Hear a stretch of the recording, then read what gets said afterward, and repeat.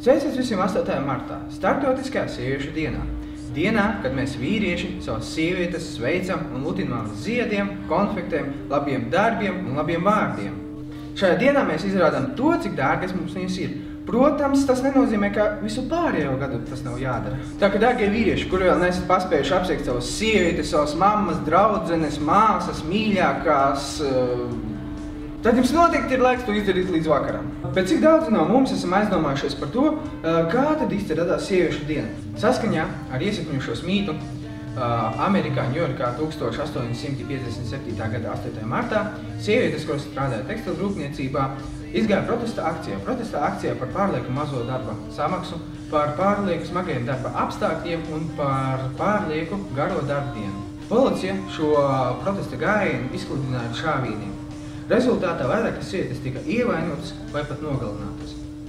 Sākumā šo dienu atzīmēja kā sēru dienu, vēlāk tā kļuva par sieviešu solidaritātes dienu. Kaut gan mūsdienās pat vēsturnieki vēl strīdās par patieso datumu, vai arī par to, vai vispār šādi notikumi ir notikuši. Bet savukārt mums tas netraucē atzīmēt 8. martu kā starptautisko sieviešu dienu. Visur tiek organizēti pasākumi par godu šai dienai. Ludzā, Ludzas tautas namā šogad notika koncerts Ir sieviete gaismas nesēja, ko mums dāvināja draugi no Novopolotskas.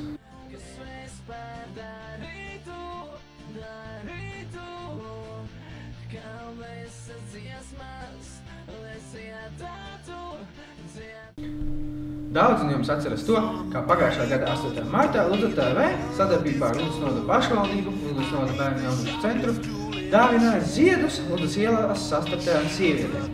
Arī šogad mēs turpinām šo jau patīkamo tradīciju un skatāmies video, kā mums gāja.